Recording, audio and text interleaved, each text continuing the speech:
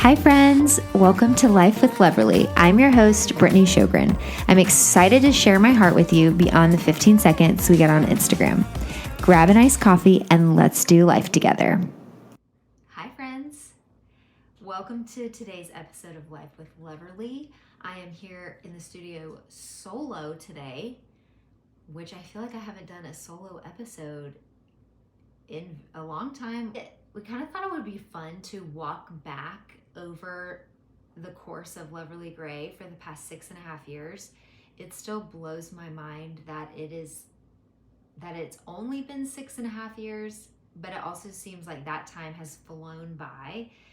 And the way that things have changed in the past 6.5 years, it's just wild, the difference. And that's why lately people when they've congratulated me for hitting 1 million followers, I'm just like, it takes me back to like where I first started, which was so different. Like the way Instagram was run, the way it was as an app. I mean, when I first started, there were no Instagram stories and you were just truly only posting photos, and you had to leave everything out there for people to know was like in your caption, in your photo. I mean, I don't even think they had the carousel photo option yet. It was just, I remember the first time that somebody actually did a carousel photo, and I was like, that's interesting that they're posting them all together. I wonder why they wouldn't want to post like all of those separately, because so many times we would post like the same outfit several times throughout your feed. It's just so wild the way like Instagram has changed, the way that like my blog has changed. So we're gonna just kind of start back at the beginning. For those of y'all who maybe are hearing the podcast for the first time, I started Loverly Gray back in 2016, January 2016, and I was working a corporate job. I was in sales. I had to wear business professional attire every day, and the blog kind of came about while I was trying to find like cute outfits to wear to work every day. And I'm a huge sales shopper, so I love shopping for a great sale. And I was always telling my coworkers in the office about, hey, like I went to Loft on my lunch break and they're having 50% off everything. They have some really cute skirts and they had tons of tops that you could wear with black pants that would be so cute under a blazer. And so I was just providing all this information to all my coworkers all the time. And a friend of mine was like, why don't you just start a blog? Because you could put this out on the internet for a lot more people to know about, because nobody talks about workwear. And so that's kind of how it all started. And I remember taking pictures in front of my garage doors of like what I was wearing to work that day. I would have my husband at the time, we worked for the same company, and we drove separately to work because I was in sales. So I was like out on the road a lot more and he was in the office. So sometimes like I wouldn't necessarily be leaving from the office to come home, but he would always be leaving from the office to come home. So it just didn't work for us to carpool. But we would usually leave around the same time, and I would stand out in front of the garage with my stuff, and I would be like, babe, like take a picture really fast. And he would get so annoyed that he would have to do this. And it would just be like every day would be like a new picture in front of my garage, or like I would do this like up and down like kind of selfie photo, and it would just be showing what my outfit was that I was wearing to work that day. And then I started thinking about, once I started seeing like people were interested in what I was wearing, I was like, well, I could show them what I'm gonna wear to go to date night, or I could show them what I'm lounging in at my house, or what I'm gonna wear on Saturday morning, or what I'm wearing to church or to this wedding. I just started thinking about every time I go somewhere and I'm wearing an outfit, I could show what it is that I'm wearing and give people outfit ideas. That's like all that this is.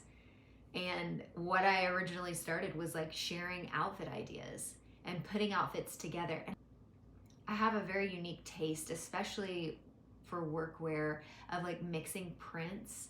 And that was another thing I feel like I didn't see a lot of people doing, was like putting certain like prints or patterns together, or kind of like stepping outside of the box and like saying it's okay to like mix and match. It's really just how you are confident in what you're wearing and how you feel in the outfit. And that can like, that's really all fashion is. I mean, if you see somebody walking down the street and they're wearing something that you're kind of like, I would not put that together, but they are confident and they are rocking it and they're wearing the outfit with confidence, you're like, okay, like that's probably in style somewhere. It's maybe not my style, but like they look so positive and just like confident in wearing it. And so that's what I always wanted to encourage people to like get this confidence and like feel good about the outfits that they were putting on. And I just realized I can share so many different types of outfits, because if you think about throughout the day, I guess like the demographic of person like I was targeting was like probably going to a job, and you know, I mean, again, this is back in like 2016. And then after work, you're changing and maybe going to a workout class, or maybe you're changing and going to a happy hour or meeting up with friends, and you change clothes. So like what are you changing into, and giving people ideas. And it truly still is that. I think about, you know, fast forward to 2022 where reels are so popular, and a lot of my reels are more of like a try-on style reel where I am putting outfits together and then telling you like where you can wear them. Or maybe it's a roundup from Old Navy, but you could see like, here are 5 different dresses that are available at Old Navy. They're all on sale. They can all be worn for different things. And so I'm still offering that like try on concept. It's just the way that we do it now is just different from before. So going back to the beginning, so for the first like 5 or 6 months that I had this Instagram account, I think I started the website about 5 months later, because I kind of wanted to make sure that this was something I was really going to be interested in doing before I decided to like start a website. That felt like I was really committing. And so the Instagram, there was no like monetary way to make money from it at this point for me that I like knew of. Because to get, back in the day, LTK was called Like to Know It, and you literally used to be able to like the photo, and there was like technology within Instagram and Like to Know It, and you would get an email to your email that was connected to your account that would send you the outfit details and the direct links to the outfit. So similar to the LTK app now, but the technology has changed just a little bit. And to get accepted into their platform, you had to have like, I think it was like more than 3,000 followers. You had to prove that the type of content you were going to be posting, you had to apply, and they had to accept you as a creator.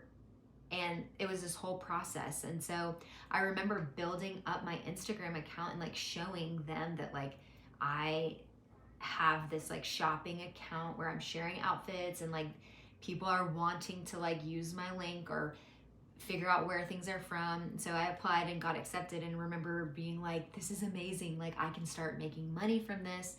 And the way that I could make money was through commission. If somebody clicked through one of my links, I would make like a small percentage of commission on the purchase. So the brand's website would like pay the commission. So it was like a free service, and still is a free service to anybody who uses or clicks through any commissionable link. Like the consumer isn't paying for that. It's the brand's website is paying like the person's referral click, if that makes sense.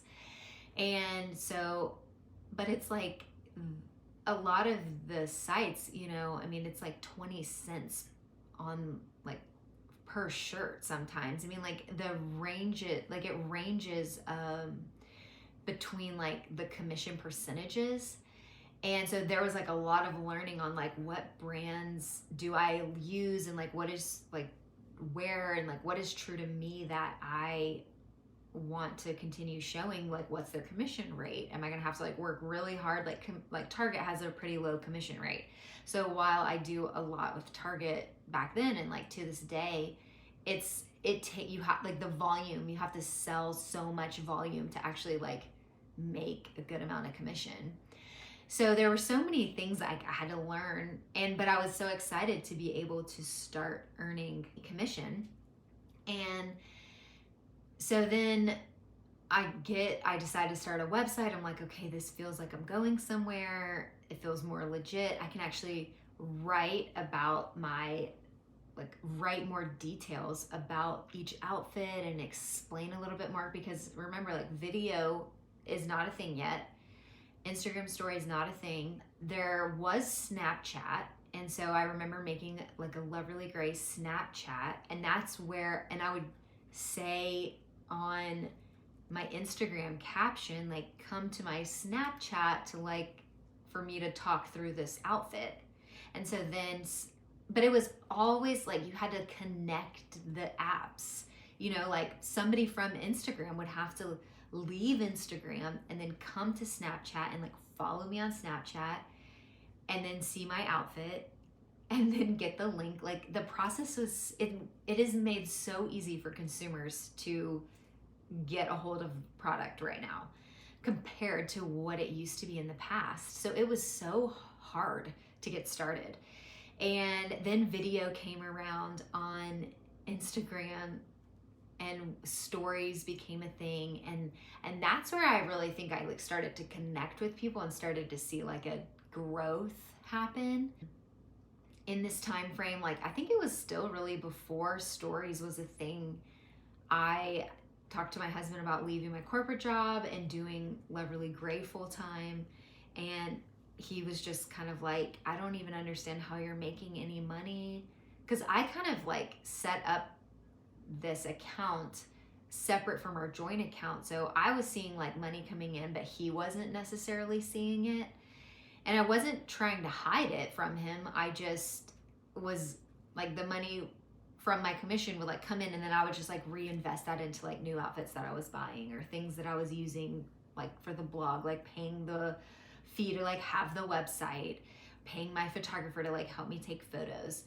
And so he was kind of not aware of like what was coming in and going out. And so he was very confused. And thankfully, I mean, I have no idea. Sometimes I look back and I'm like, how did I convince him to let me do this? I left like my 6-figure sales job to like make commissions, and it just felt like not there. But in my heart, I was like, I know this is going to be bigger someday. Like, I know this has potential.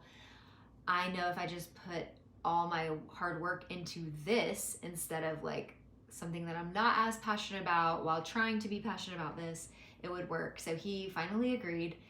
And so then I just started figuring out like how to be a full-time entrepreneur, which was so crazy because which I'm thankful I had my sales job, and it was so intense. Like I worked like 7 to 7 at this job, and doing like, you know, sales. And at the end of the day, like, that's kind of what I'm doing here is sales. Like, this is a sales company. We always talk about that, like with the team now, like we are running a business, like we are selling product. And it's just the way that it's done is different from like maybe a direct retailer. And I'm trying to earn your trust.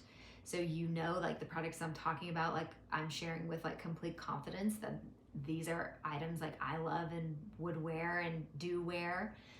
So it's just kind of like so crazy where everything and like all the hard work that went into it to get it to where it is today. And now I feel like if you were starting out today, it almost feels like it would be so easy to do, especially with all the like classes that are offered now. And there's so many like people who are in this industry that you can like watch and see what they're doing and like do a version of some like that for yourself. You know, I think it's always like important to change and make this like unique to you and really figure out like what is going to make me stand out, what is going to make me different. And once you identify that, then like go with it. But so many people I feel like fall back on like, oh, well, I'll just like do fashion. Like I get dressed. And it's like, well, that doesn't necessarily mean that this is going to be your passion long term if it wasn't before. And so video becomes a thing. I start like really getting to know the people who are following me. And then I direct messages, like people could message you and then they could reply to your stories. And I started having conversations with people in my direct messages. And I started really treating that as like a customer service like area, you know, because most of it was like people being like, what size are you in? Like, what are your stats? If you're wearing this, what do you think I could wear? So a lot of like sizing related questions, I started to be like, okay, every day I post something and people ask me what size I'm wearing because they want to know where that would compare for like what size they should order. So we started like sharing our sizing. So another thing I feel like nobody was really doing before, and kind of one thing that really helped make me unique and stand out was try-ons. Like everybody was taking photos of outfits and putting them up, but nobody was like talking through like the material and showing like how it fits and other ways to style it and talking about the fit of it. And it was me and this girl named Amanda, and her blog was The Miller Effect. And she and I were like the first two to start Instagram like try-ons. And I feel like it just started to like become this thing because it was like, oh yeah, that's so helpful to the followers who are like potentially going to buy something that we're sharing. We're giving our honest review over video. Or I used to go to Loft and I would get a bunch of outfits that I was like interested in, and I would get in one of the dressing rooms and I would video myself in the mirror trying on the clothes in the store's dressing room. And I would, you know, I remember bringing a pair of heels in my like bag, and I would have like a pair of flats and a pair of heels so I could show people like this is what it's going to look like when you are wearing it to work in your heels. And so I would video all of this and post it on Instagram stories. And then I would go home and I would link everything that I just showed. And then I would make this like page on my blog that just showed everything that I just tried on. And then I would tell people, okay, everything is now linked on my blog. Go here to shop it. And for some reason, people would just wait for me to get done that whole process. And then they would go to my blog and shop it through my links instead of just going like directly to the brand's website and searching it by themselves. I'm sure some people did that, but it always amazed me how many people just like followed my process, because like some of this technology that's available now wasn't available then. And so that's how we had to do it back then. If you were sharing like try-ons of any type, that's how it had to be done. And then of course it got like better over time, and we got to a certain point where we could add like the link, like click, or the swipe up is what it was. It was like swipe to shop. And so that's when everybody would be like swipe to shop, you know, because once you got to a certain amount of followers, you had access to like put links in your stories. So then people could start shopping directly. It's just so wild. I think back when people had to wait for me to like go home, link everything, and then tell them, hey, this is now available. Even though they've already seen the outfit on me, they were just waiting for me to go link it. I just wonder like, how would that work now? Because I feel like people are so impatient now because they're now used to being able to like getting it all at their fingertips. So that process is so different. But I feel like then we, you know, moved along to like video has become so much more relevant and important. And I remember when, you know, 2020, everybody's quarantining, it felt like TikTok was like this huge, everybody's doing these like funny TikTok dances. And I remember being like, I just don't have time to like learn these silly dances. Like I have like actual work that I need to be doing. And It just is like so crazy because that was like a thing for a long time, and that's how people then got discovered. And now, you know, I do reels. Like then reels came over to Instagram, and I remember being like, I'm not going to do reels. Like I like doing photos. I love showing multiple outfits like in photos. My audience likes still photos. But really, like what my audience also really liked was my try-on stories. And so now we are just kind of moving try-ons into reels.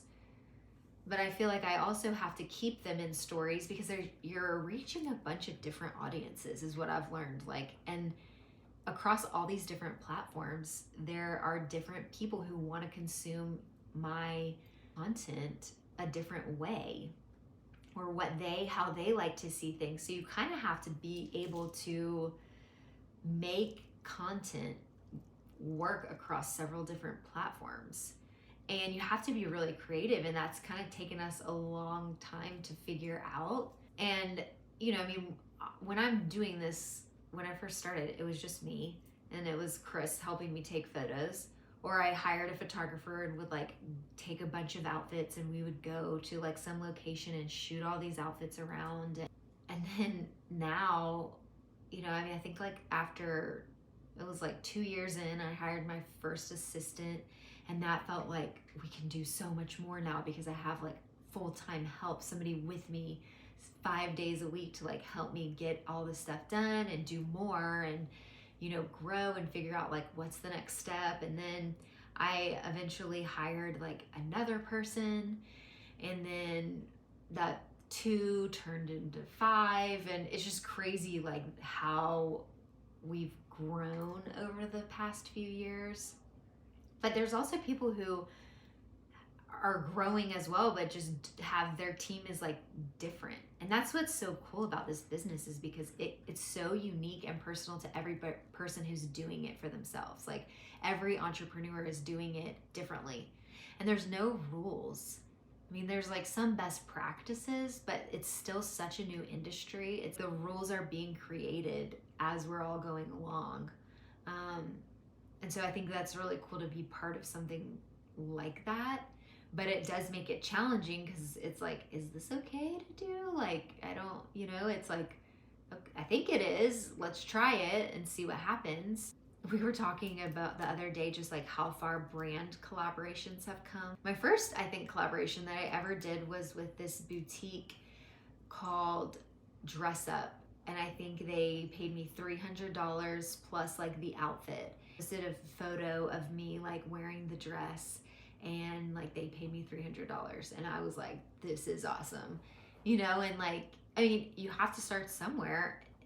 And then like the first like time that Nordstrom came to me and was like, we want to partner with you, like we want you to do like a blog post and an Instagram post and talk about it on your stories. And I think they paid like $1,000 for all of this. And I was just like, yes, like this is so cool. Like, of course. And which was a brand I shopped at all the time before. And so it's so cool though that like I still have like a standing partnership with Nordstrom, and like the rates have changed and grown, and like the deliverables are different now, but you have to start somewhere. And it's just so, I mean, I know I've said this so many times, but it's just so crazy how, and it feels like just yesterday, that's like where we were. And then fast forward, we have like an entire office with like a team of people who work here, and we're growing, and we're going to be expanding and getting new office space because we're busting at the seams in our current location. And just like all the cool things that are coming because of this like little dream that I had and this like hobby. It's just so crazy to see like the difference over time.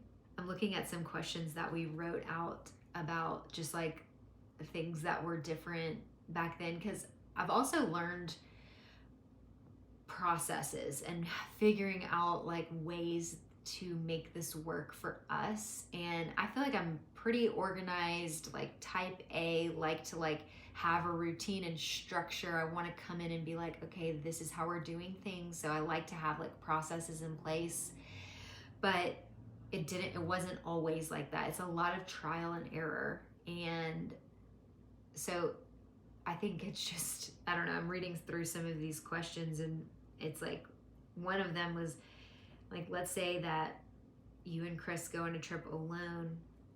When you ask somebody to take your photo of like maybe the two of us, do you give the person direction? And I feel like now I do, or I'll just say like, make sure that you capture like our head and our feet. And I'll kind of like give them, like show them kind of like straight on, here's what we're looking for. And I try to just like, I know if we're asking a complete stranger, like my expectations are pretty low. I'm like, it's fine, whatever they take will be great. But my expectations are a little higher for Chris now, because I'm like, he should know how to take my photo by now. And thankfully, he doesn't really take a ton of photos. If it's like we're just out, like the two of us, he will. But Nichelle mostly handles all of the like help with content creation and like photos and videos, so he doesn't have to do a ton of that. But it is kind of like, you know, a photo that somebody might take of Chris and I on vacation, like that is content that like I am creating to put on a platform and make it a certain way, you know. And so in my mind, I want it to look a certain way. So teaching somebody really quickly how to do that is kind of interesting. So speaking of photography, obviously I feel like it's changed so much. It used to, like, it was very popular to like post photos where you would like cut off your head and just show like your neck down. And I think the reason that we did this was so that somebody could envision what the outfit might look like on them without seeing like my face, you know, like, because at the end of the day, like I was purely just showing outfits. Like I wasn't necessarily wanting people to see who I was, but I was quote unquote like modeling that clothes. And so it was more of just like, here's how the outfit is put together. Like if you think about a mannequin in a store, like they don't have faces or heads. It's just like, so you can get an idea of what the outfit looks like. And so that was a lot of what we were doing. And then it became this like personal connection that people were trying to have with you. And so then they wanted to see your face. Thanks for listening to today's episode. I can't wait to continue these conversations with you over on Instagram. Make sure to follow along at Life with Loverly. Until next time.